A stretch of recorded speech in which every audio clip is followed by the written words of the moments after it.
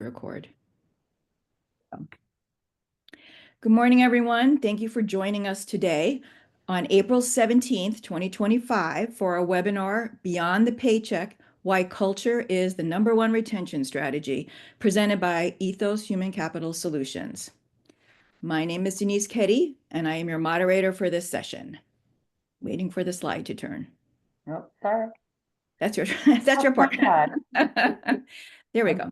Okay. The webinar is going to run for about an hour. We'll have Q&A questions at the end. If you need to leave before the end of the webinar, or you want to share the webinar with some coworkers after, we always post our webinar within the next 24 hours to the Ethos YouTube channel. So make sure you check it out there. If you have questions during the presentation, please post them in the Q&A area on the dashboard at any time during the presentation. Or if you would like the question addressed to a specific person on our panel today, please make sure you also include that. To access today's handouts, you can download the slides using the link that is up on your screen. I will also drop the link in the chat a number of times because I know people join us a little bit late. So just a reminder, today's webinar is being recorded and all accompanying materials are protected by copyright. Let me introduce you to our experts today. We're really excited today. Maria Varela Patrick is joining us. Maria has been on the Ethos team for quite a few years, and she has more than 20 years of human capital experience in various industries. Maria is passionate about consulting, executive coaching, mentoring for individual contributors, training teams, and she is also an executive coach. She is certified in one of the favorite programs that we use here at Ethos, Everything Disc, and the 5 Behaviors Training. She's an OC native, and you may find her on the weekends hiking on a lovely trail. Next is Linda Duffy. As we all know, Linda is the president of Ethos Human Capital Solutions. She has 30 years of experience and has built her business and team to deliver outstanding consulting, recruiting, training, payroll, support, and organizational development programs for her clients. Linda and the Ethos team are known for building the magic of human connection with your company by developing strategies for business leaders to get the right systems, people, and culture within your organization in place so that you as a business owner can focus on building your business. In Linda's spare time, you can find her at Angel Stadium cheering on her Angels. Ladies, I'm really excited about this webinar today. It's one of my favorite topics ever. So let's talk culture. All right. And yes, Angels now, Ducks, want, just ended. So I've got my year covered though. So, all right. Thanks everybody and welcome. If anybody on this call needs recertification credits, doesn't have to be for HRCI, although that's who our recertification credits are through. You can also use the same thing for SHRM or for whatever else you need it for. But in order to get that certificate of attendance, we are required to have you complete a survey. So this link will go out in the follow-up email that you'll get tomorrow.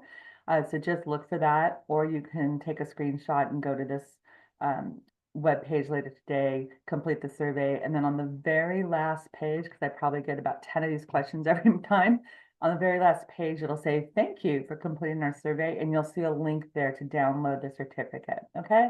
So if you have any trouble, just reach out to me. Okay, so let's get started because Denise and Maria and I were like geeking out about how much we love this topic before everybody jumped on.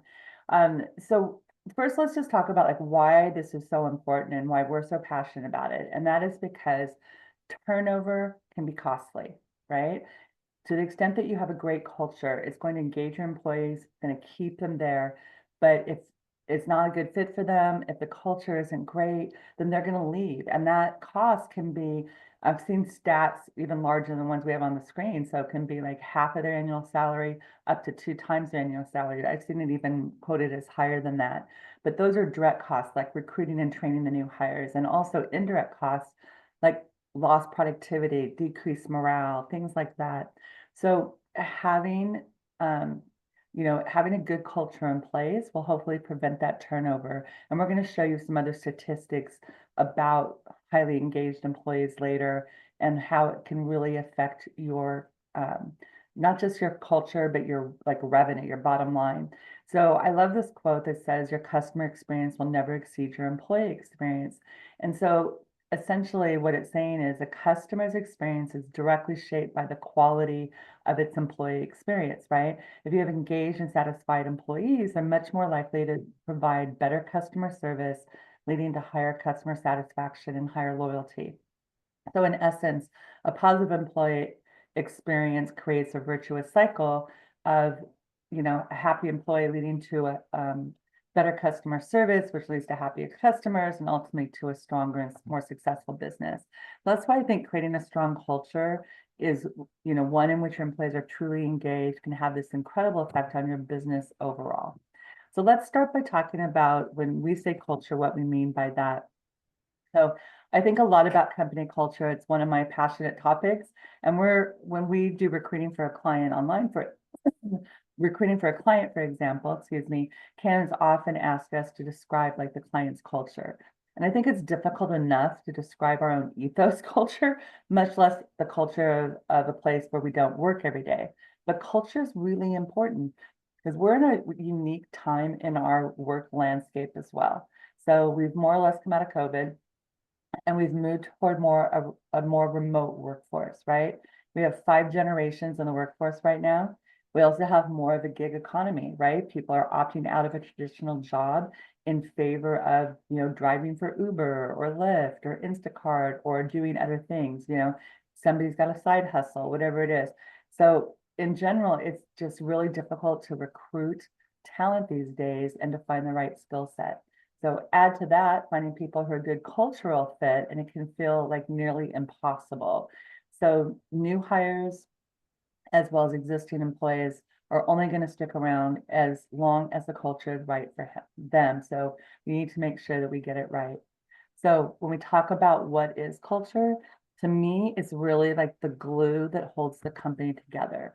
So it consists of a lot of sort of ill-defined, nebulous concepts like I'll know it when I see it, hear it, feel it, that type of thing.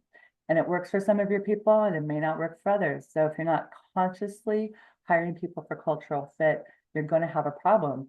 And one thing I know for sure about culture is that if you're not intentional about it, if you're not consciously thinking about it and building it the way you want it to be, it's going to get created for you from the ground up, maybe, but definitely in a way that you may not like. So it's important to be really intentional about culture. So, fun fact, it's not a coincidence that our company is named Ethos. So when I started the business almost 18 years ago, I thought long and hard about what I wanted the name to be. And I considered different words, and then I settled on ethos. And if you look it up in the dictionary, it has a few different meanings, including the one that you see on the screen. It also can refer to integrity, which happens to be my #1 value and a corporate value. So it just spoke to me. And I thought about this is the company I want to create. And so it plays right into what we're talking about today. So for the purpose of today's conversation, we're going to define culture as the attitudes, behaviors, beliefs, norms, traditions, and shared values that exist within a group or organization. So think about it as this is how we do things. This is who we are. So it's like a collective personality that guides and influences how group members interact.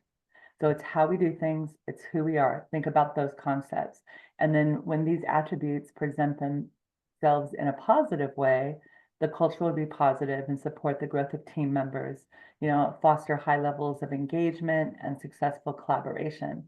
And I think in turn, this leads to increased revenue among other positive financial measurements. But if these attributes are negative, if the culture turns toxic, then team members are going to experience low morale, performance is going to suffer, and retention will drop. So the question becomes, what can you do about it? And I'm going to turn it over to Maria, who's going to start with some tips on what to do to strengthen the culture in your company. Maria. Thank you, Linda. So let's break it down first and share some key points I learned from a great book called The Culture Code by Daniel Coyle. If you haven't read this book, I highly recommend it. In it, he studied several highly effective teams, including the Navy SEALs, Pixar, the San Antonio Spurs, and also a small restaurant in New York, among others, to see what they had in common that made them so effective. He identified 3 key lessons that are used in building an effective culture. First, building safety. The second lesson was share vulnerability, and the third is establish purpose. So today I'm going to focus on the first 2 lessons, and then Linda will talk about the third. So building safety, when we talk about safety, we're not talking about physical safety. We're talking about psychological safety. Psychological safety refers to the belief that I won't be punished for asking questions, or for raising concerns, admitting mistakes, or even voicing ideas, especially those that are unpopular or controversial, or, if I disagree with my boss. In a psychologically safe environment, team members are encouraged to make contributions and they're recognized for their achievements as well. They also feel comfortable in taking interpersonal risks.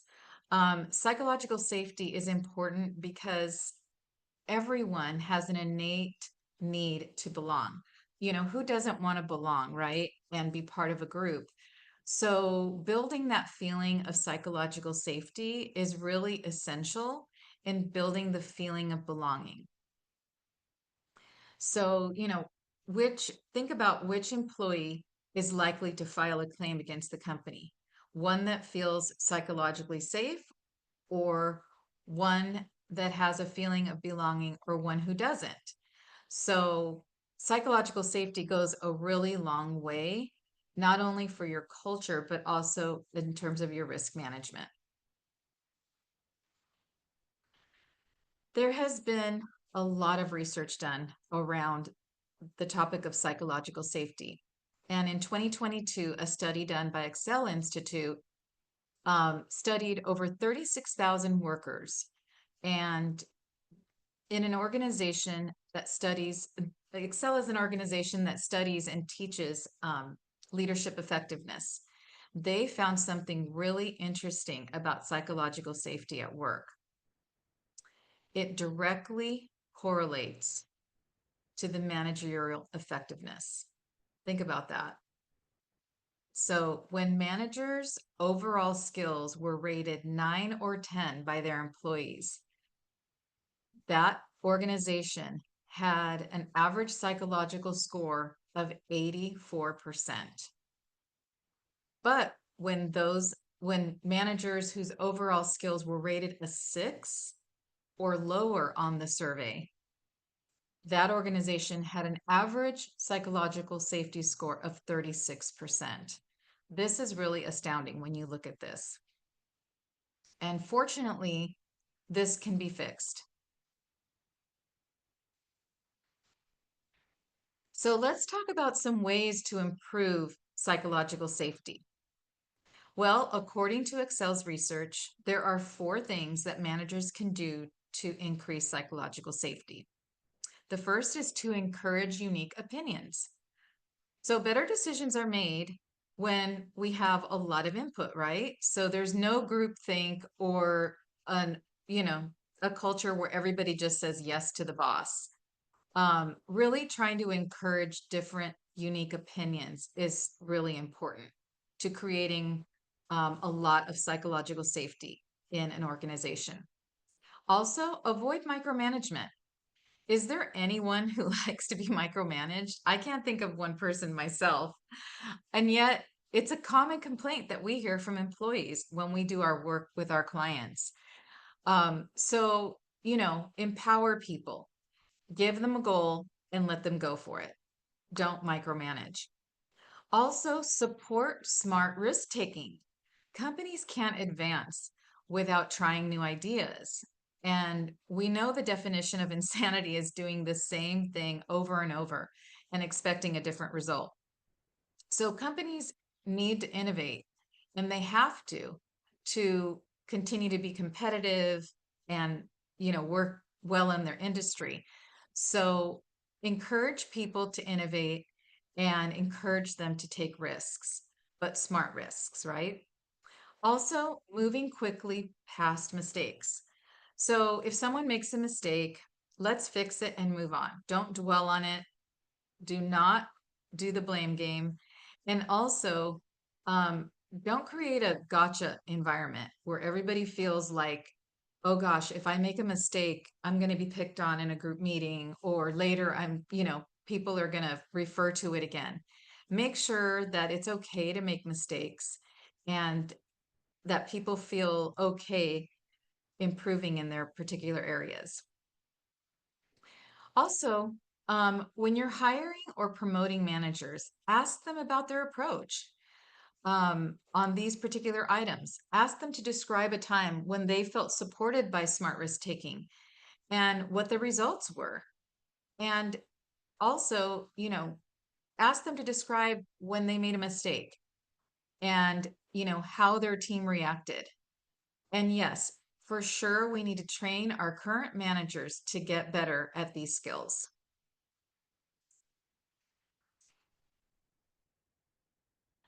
So at Ethos, we do a lot of training with our clients. And, one thing that I recently learned is that Gen Z and millennials make up the largest percentage of workers in the workplace today. And in 2023, a study that was completed by the Johns Hopkins University showed that the youngest generations in the workforce, they place career development, career growth as one of their top priorities from their employers. So ensuring that you have training and opportunities in your organizations ensures that you're going to have qualified future leaders ready to grow with your organization and improve culture. And as Linda said earlier, you want to make sure you're retaining this top talent. And so training new managers and existing managers is only part of it.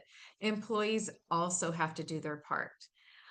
Recently, I trained a group of young managers on emotional intelligence using the Agile EQ. Many of them selected the empathizing mindset to work on. And a year later, we went back and worked with that same group of managers, and we saw an increase in employee retention and a decrease in turnover at that company. So we know that offering training can be a strategic way to ensure you have effective leaders for your future.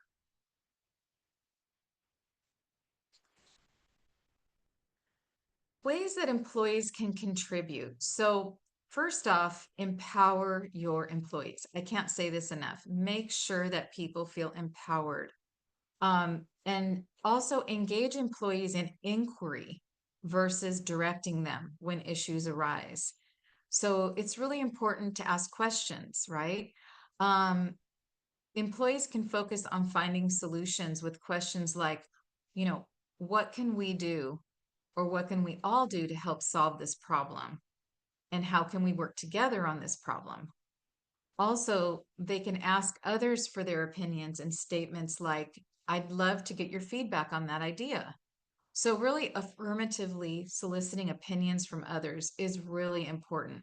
And as a leader, even if you think you know the answer, it's always important to ask questions, because I think more input is better. And we may not have all the answers. We may have information that we don't know about, and it may solve our problem in a better light.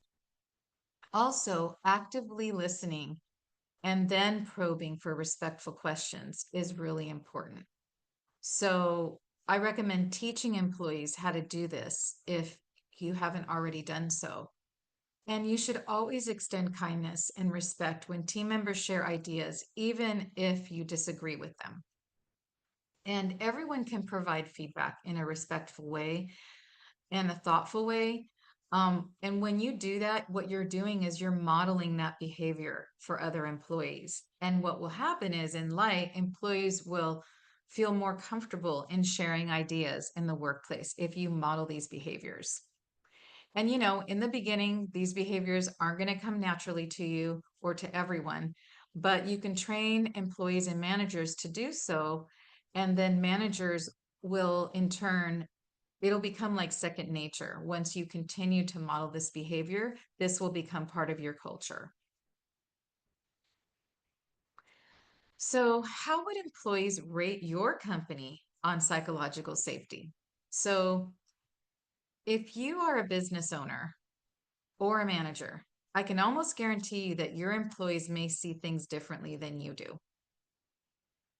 And every business owner wants to believe that their team loves them as much as they love their team, right? That may be true, but you have to remember that managers and business owners hold the employees' livelihoods in the palm of their hands. And it can be scary for employees to take risks and admitting mistakes or pushing back against the boss's idea because they're not comfortable in an environment where that's done often, right? So you have to continually reinforce psychological safety, and you have to build this into the culture.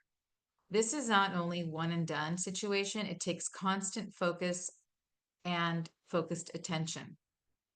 So you have to reinforce things like, it's okay if I don't know something, or can I raise a concern without retribution?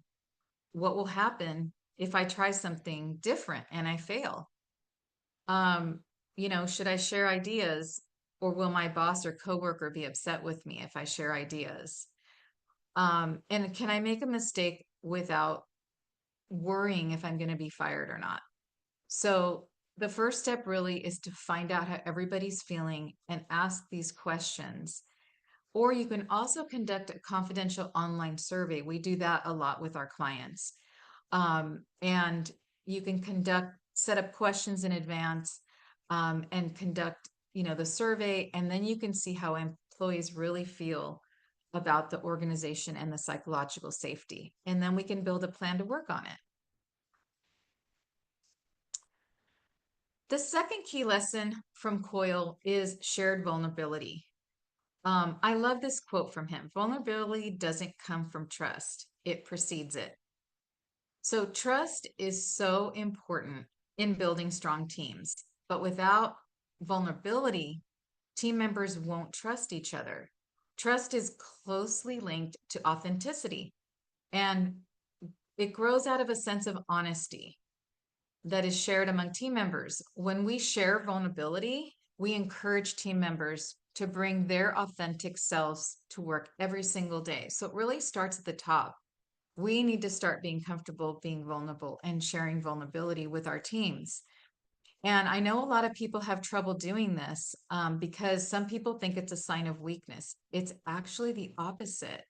When we survey teams and we hear that, my boss shared a vulnerable situation, it actually shows that they're human. And that really increases your trust in the organization. It also shows acceptance and admits nobody's perfect, right? And we all have weaknesses. People will feel okay making mistakes, which we know mistakes are inevitable. Linda always tells our team at Ethos, you're going to make mistakes and no one expects you to be perfect. All we ask is that you own it and you learn from it and you take steps from having it happen again. This was a lesson I learned early on in my career. I had a young woman working for me in HR, and I knew that I needed someone with a higher skill set, but I couldn't bring myself to fire her. One day, someone in accounting came to me and asked about a notice that we received from our health insurance carrier saying that our benefits were going to be canceled. And Bernadette was on vacation. So I started looking through her desk and I found months and months worth of bills that had not been processed. Part of me was furious for her, putting all these bills in the drawer. But part of me realized that we hadn't created a culture where she just didn't feel safe about asking for help.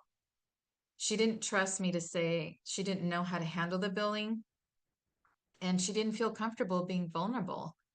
So that was a difficult but important lesson for me to learn.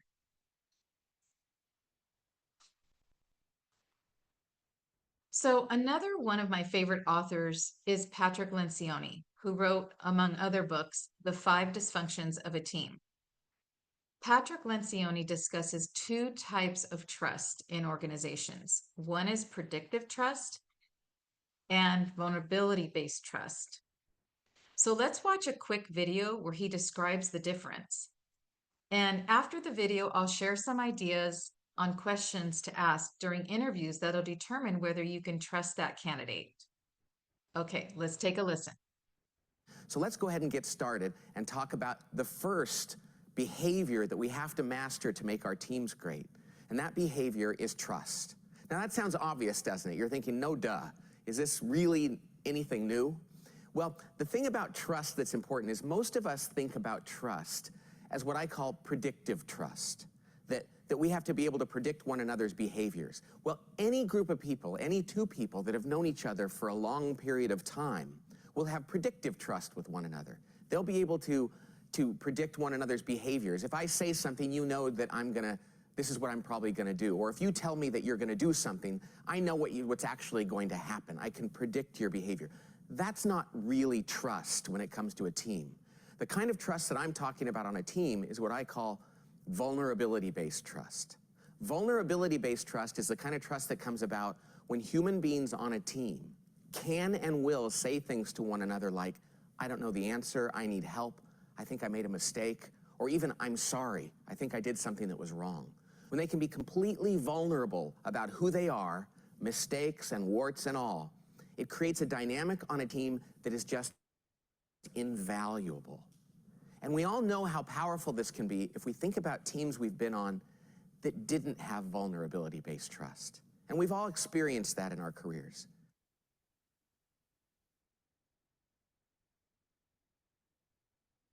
So many of our clients are family-owned businesses or founder-led businesses. And they're sometimes hesitant to hire outside of their family and friends. It's the first big step, I believe, in all businesses to take in their growth. They don't trust the current employees to run payroll or have access to sensitive information. We hear this all the time, and yet they have to move beyond that in order to grow. They can't continue to control everything or do everything themselves, right? So how we help them is we teach them about vulnerability-based trust, and we give them some questions that they can ask in interviews.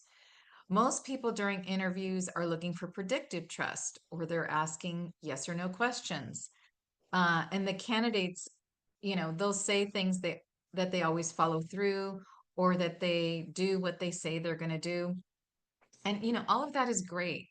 But when you're building high performing cultures that can achieve and, complete the growth that you've set forth and the growth that you want in your organization, you really have to focus on vulnerability-based trust.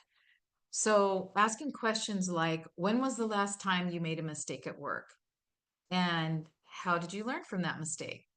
Or tell me about it, the last time that you apologized to a coworker, and why did you apologize? Or when you don't know the answer to something, what do you do? And finally, another great question is, when was the last time you asked for help from a coworker or a boss?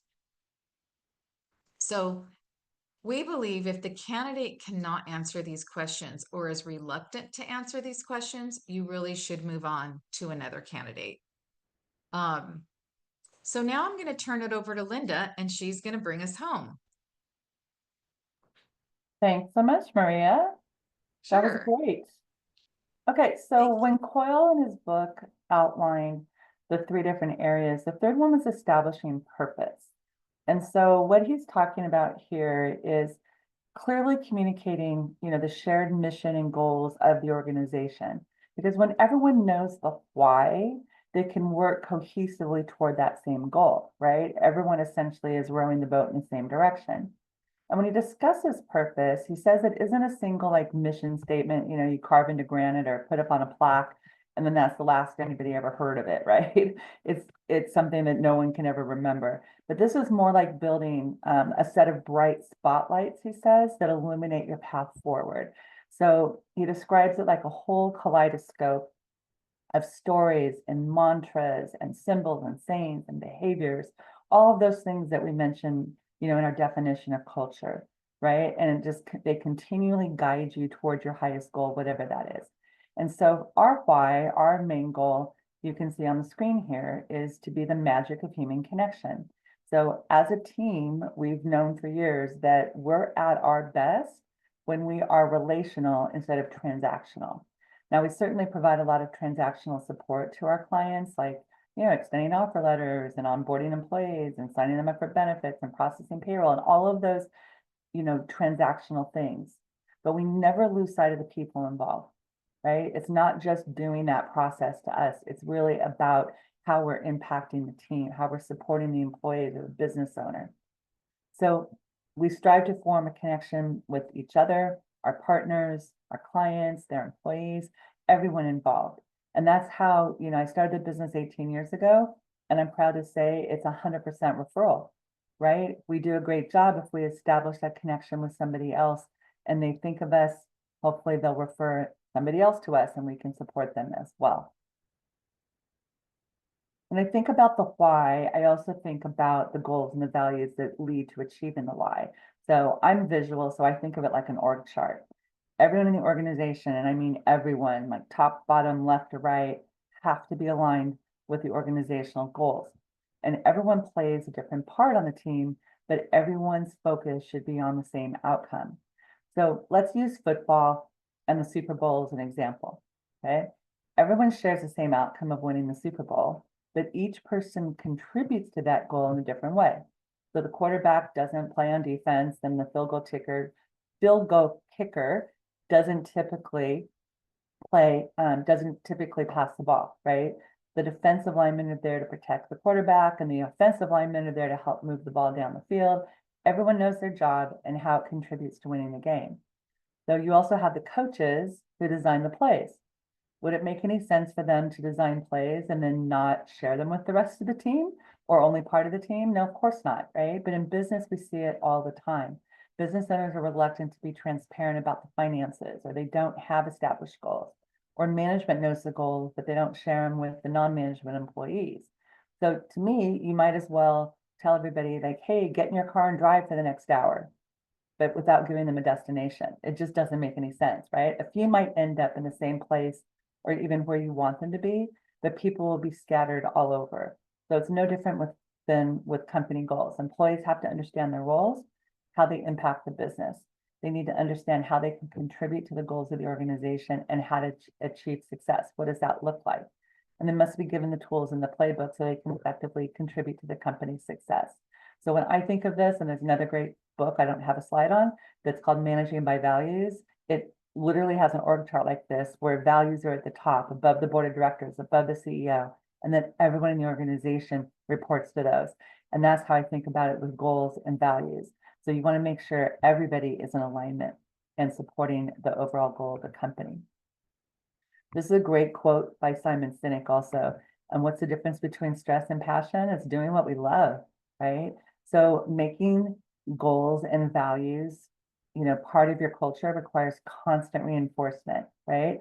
Think about your company and where the touch points are with your employees. Here are a few areas to consider, right? So like when you recruit them, start out, I was telling Maria yesterday, this goes back like 20 years, but I was in a company that was competing in the .com era for, software engineers, hardware engineers, things like that. And we would have an issue where people would accept the offer and then change their mind in like the 2 weeks before they started, right? And so we really consciously thought about, okay, how can we increase their engagement during that period so they'll show up on day one? And so one of the things we did, and this is sort of a candidate touch point at this point, but what we did is we had some customized cookies made and sent to their home. And so their kids, their spouse, everybody was like, oh, wow, this is the greatest company ever. And, back then it cost us like, I don't know, $50 or something per person, but we decreased the amount of turnover we were having in that period of time. So there's all sorts of different touch points where you can think through, okay, how can I keep this employee really engaged? How can I infuse the goals of the organization, the values of the organization in every step during the lifeline of that employee? whether it's onboarding orientation, mentoring, payroll and benefits, obviously goal setting, one-on-one meetings with managers, right? How can we just reinforce everything we want them to know and feel about being at the company? This quote was really interesting. So Joey Coleman is an author and a speaker, and his first book was called Never Lose a Customer Again. And it's about how you keep your customers coming back. And then he took some of the same ideas that work for customer retention and wrote a second book called Never Lose an Employee Again. And what he found is how we onboard our employees and make them feel part of our culture and community can differentiate whether they'll be a long-time employee or leave as almost as fast as they came. And what his research shown is that 50%, ready for this stat, 50% of hourly employees and 20% of salaried employees leave before their 100-day anniversary. They quit before. So this is talking about voluntary. So think about that, right? We started talking about how retention is key and how culture can really lessen the turnover that you experience. And this makes that point again. So if there's one thing on this list, a starting point you want to focus on, make it that onboarding program, right? Make sure that when that new hire starts at the company, that they really get immersed in the culture and they understand like what the company's values are, what the main goal of the company is, what the why is, and all of that to hopefully keep them sticking around for a long time. So a lot of you, I'm sure, have heard about the Gallup organization and the research that they do on employee engagement. So they categorize employees into 3 types. So the first one is engaged. These are your employees who are highly involved, they're enthusiastic about their work and the organization. So they psychologically own their work, right? They drive performance and innovation. They help move the organization forward. So on average, though, there's only about a third of the employees, just over a third, in the US workforce that are engaged in their work. That's sort of sad if you ask me. Now, jumping down to the third category, these are the actively disengaged workers, okay? I won't cuss, but they're the what disturbers that go on in the business, right? So they represent about 16% of the workforce in the US, and they're just toxic. Everybody knows it. You've seen them around, right? You've felt them, you've dealt with them, but they're toxic to the organization and they undermine all of that good progress that the engaged employees are bringing, right? That they're accomplishing. So these are the employees that you need to move up or move out as quickly as possible. That leaves the largest group of employees, or the not engaged, right?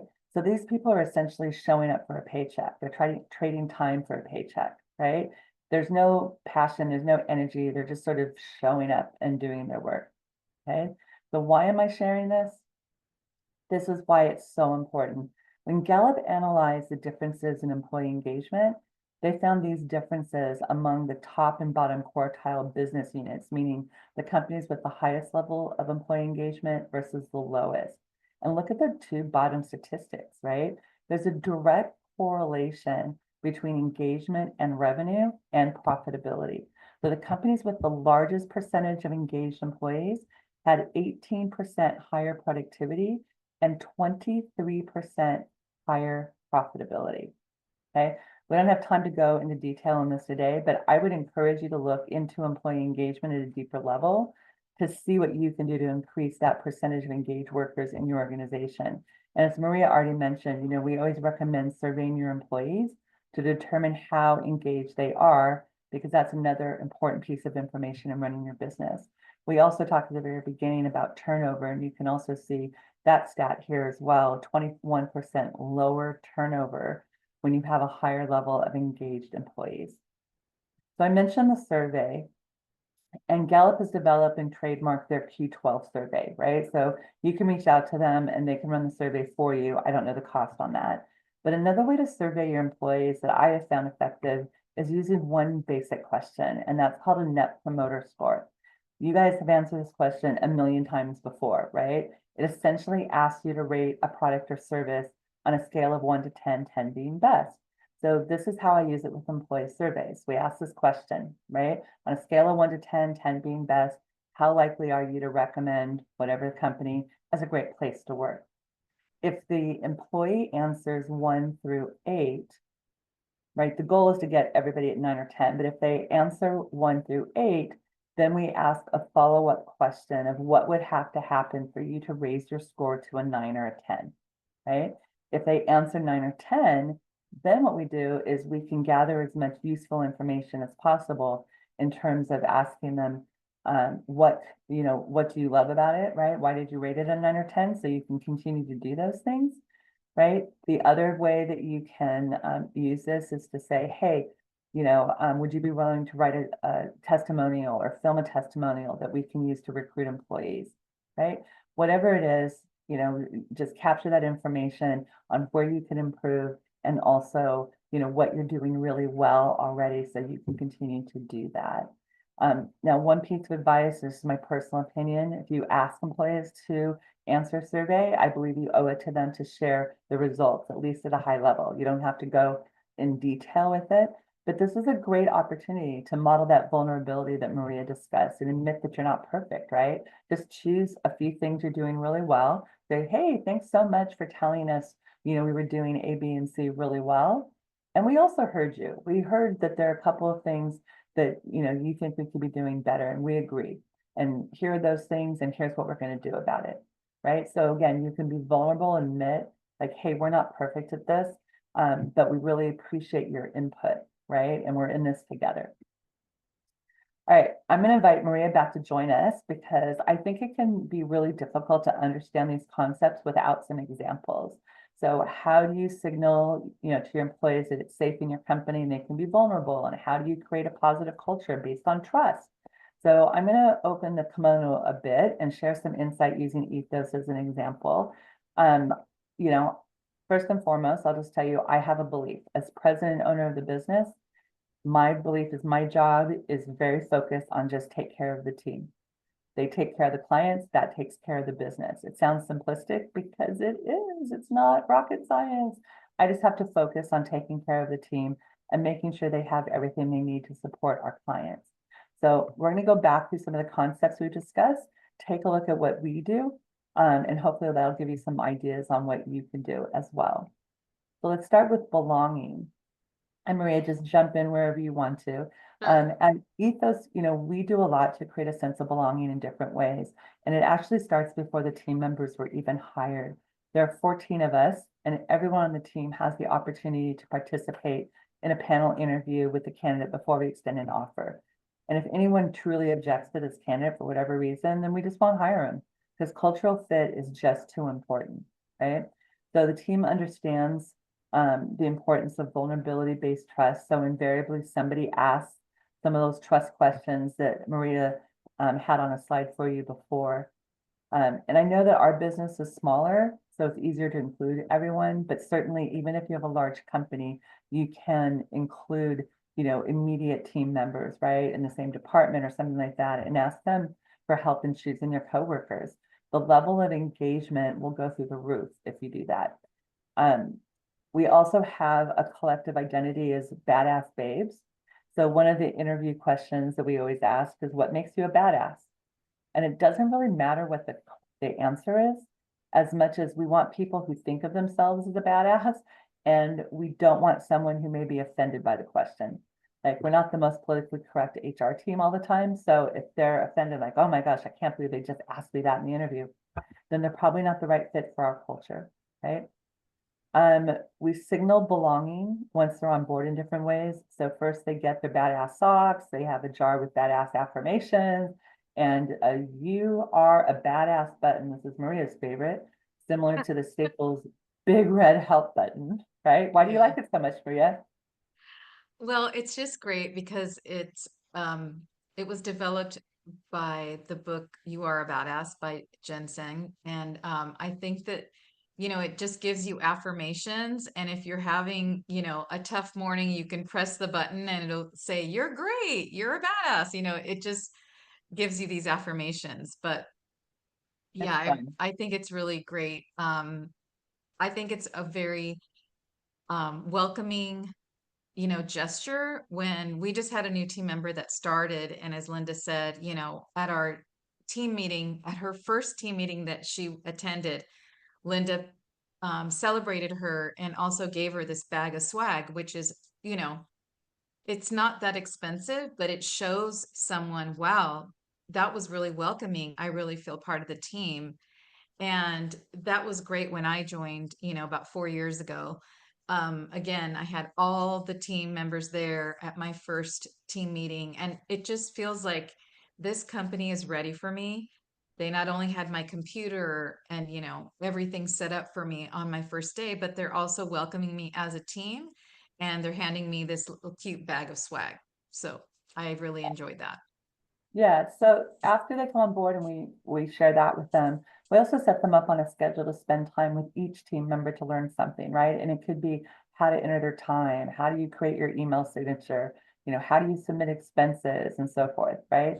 And I think it's just so much better for them to hear it from coworkers than it is to hear it from me, because I have a dramatically different experience, right?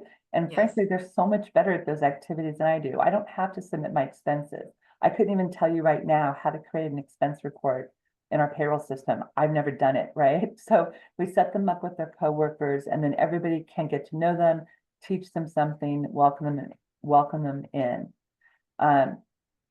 So, I certainly meet with all the new hires because it's, my part is really more telling them about the history of Ethos and our vision for the future and making sure they feel welcomed and supported, and that, we're establishing a relationship as well. I'm also really clear about my expectations, right? But there's really only one. It's pretty simple. Don't ever lie to me. Don't lie to clients. Don't lie to the rest of the team. And that's a breach of trust that's hard to recover from. So, I set that expectation right at the beginning. And then we also create a sense of belonging, because we have weekly staff meetings. Most of them are via Zoom. Some are in person together. But anything that we can do, to have everybody get together, create that sense of teamwork and belonging is really, really helpful. And then we also have a group text message chain where people text each other in the group. So sometimes they'll reach out for clarity or help. Sometimes they want to share baby pictures, baseball game pictures, whatever it is.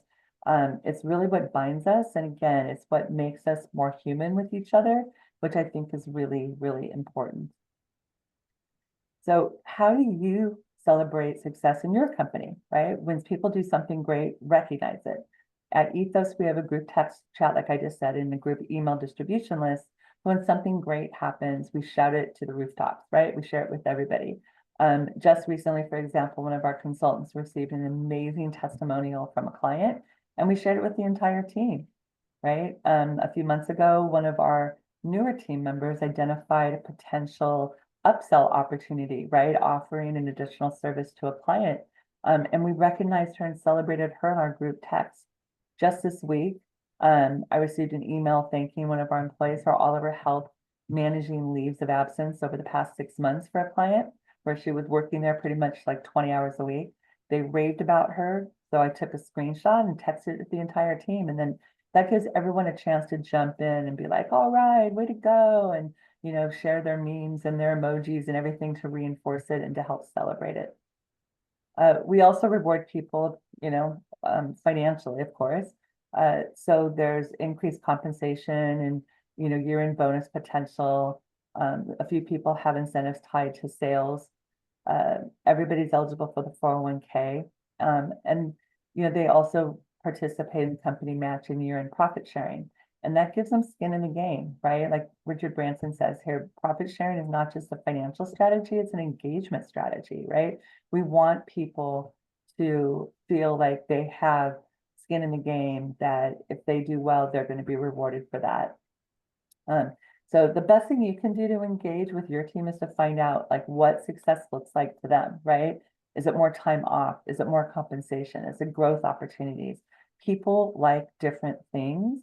They all want to be recognized and rewarded, but they like it in different ways. So find out what would make, each person more engaged in the company's success. What does that look like for them?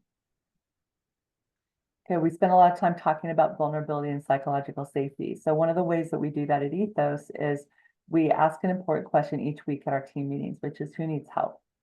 And people are comfortable saying things like, I don't understand this, or I don't know how to handle this situation, or I need help on this project. We all do it. I do it.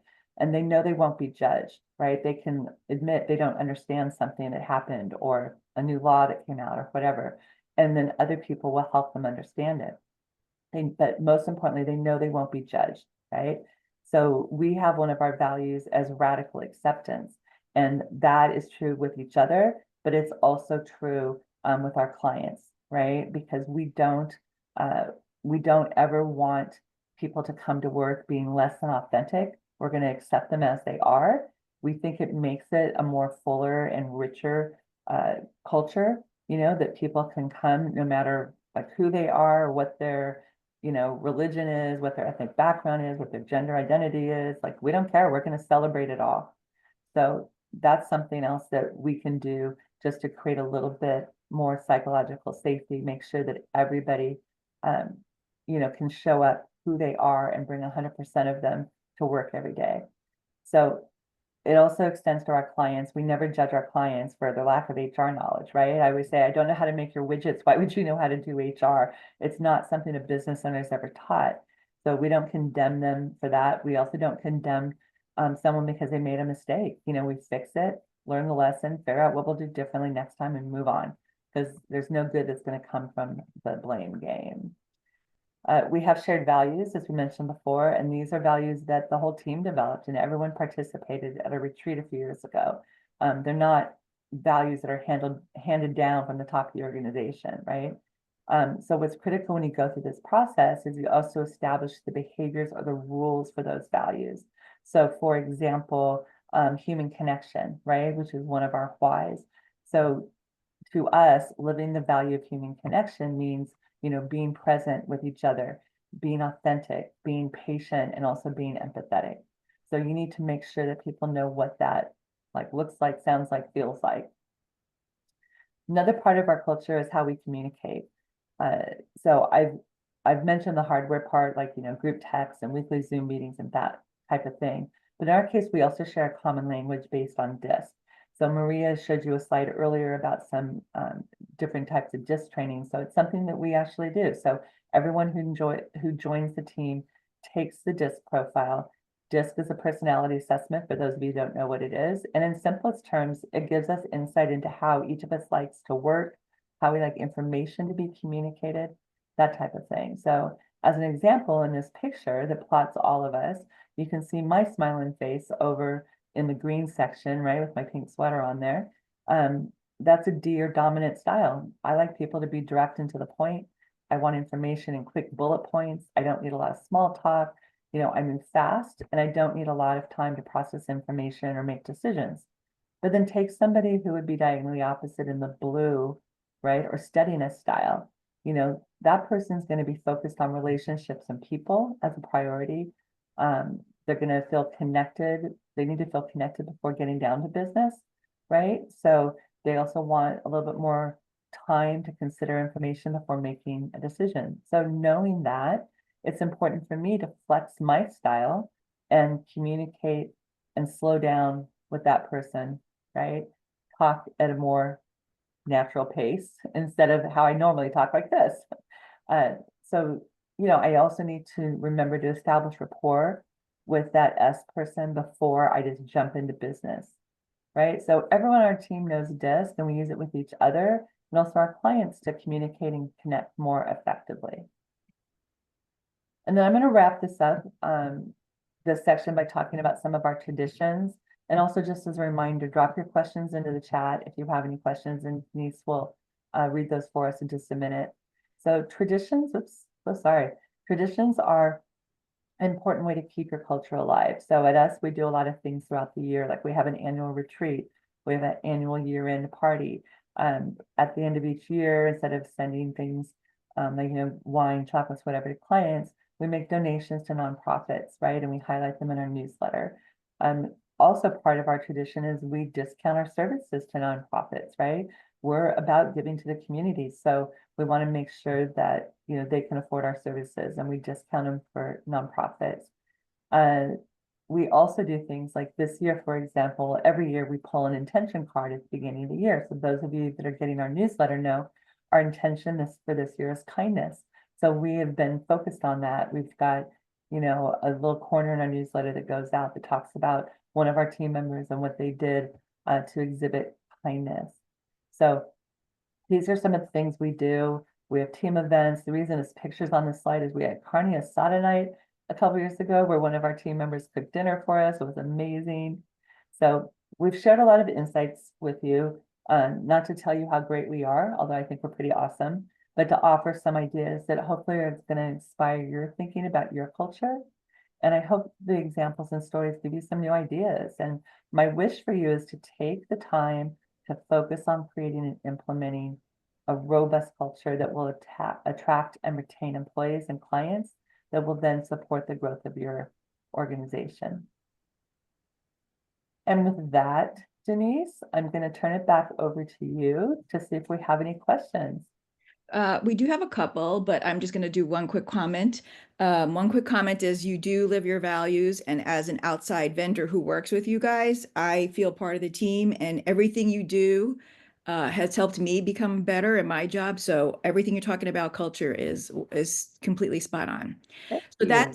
that said, the chat function was not working today because Zoom did an update. So if you did not get the slides, do you mind going back to the slide page, Linda, while we do our? No problem. Yeah, no Okay. problem. So Linda will go back to the slide. So you have the link to the slides and also to the survey. If for some reason you can't download it, you can put in information in the Q&A, and I'll make sure that I get it out to you. I If I can don't get it find out it. to you. Oh, If you, there we go. there it is. I'll get it out to you. If not now, I'll get it out to you at the end of this session today. Yeah, and I think it is going out also, Denise, in the follow-up email tomorrow. Perfect. So I think that's in there as well. Perfect. Thanks. Okay. There is a lot of really good information here. And I think for people there's a lot of people who've been in bad cultures, we've been in good cultures, and it really feels overwhelming on like, how do I start this? What advice would you give someone who's looking at their company thinking, I need to make some switches. What do I need to do? Well, I'll jump in first and then Maria can join in. I would say probably first and foremost, think about, you know, values and the why for the company, right? Because it's really important that you start reinforcing whatever behaviors you want, whatever values you want throughout the organization, but you got to sort of know what that is as a starting point. So I would say start by thinking about what your cultural values are, how you like things done, and then think about all of those touch points on that one slide and how can we continually reinforce that throughout the organization.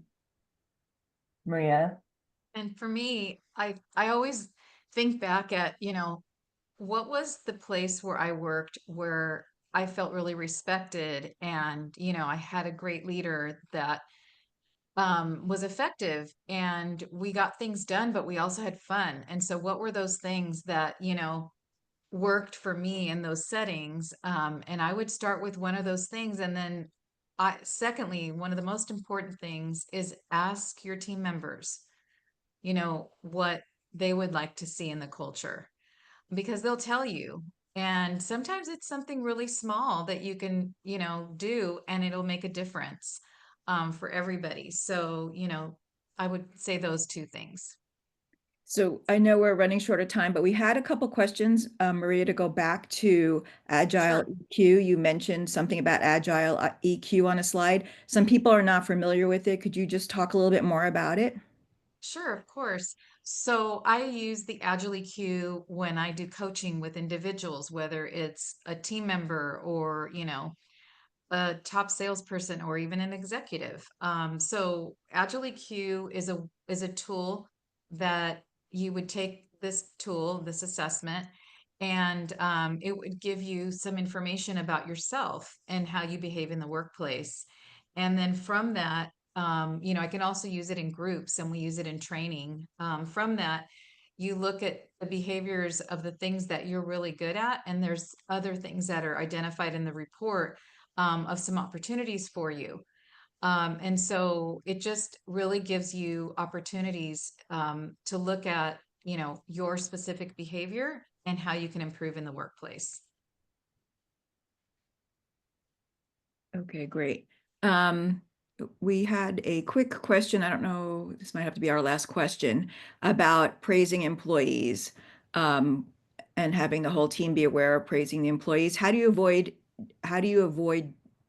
let me try it again. How do you praise employees and avoid jealousy from others?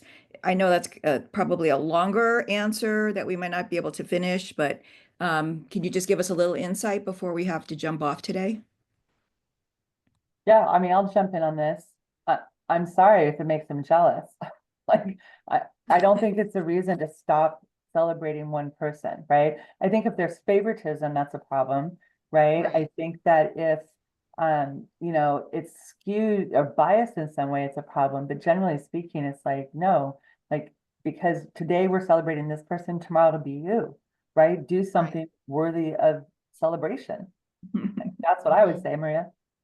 I would agree. I would agree. I think that, you need to celebrate people because that is you modeling that behavior, right? And modeling behavior for people that are creating results in your organization or people that are behaving in a way that's kind in the organization. So, those values, if you celebrate people that are exhibiting your values, I think you're going to get more of what you want in the organization. So I would encourage people to do it. I think so too. So what Denise, because I like stopped sharing, since I'm dizzy from all of slides moving. Yeah. I just want to let everybody know that the last slide, if you download the link, the last slide is going to have a registration link for our next webinar, which is going to be May 15th. So 1 month from now, Luna Hernandez from Marla Robinson's office will be back. We're going to be talking about severance agreements, the do's and don'ts. So be sure to sign up for that. And I know Denise will be sending out a webinar reminder on that as well. Yes, so Maria, thank you so much for joining us today. It was a Thank you pleasure. for having me. Yeah, and Denise, as always, thank you so much for leading us along. thanks everyone. Everybody, We appreciate it. have a great weekend. Bye. Bye-bye.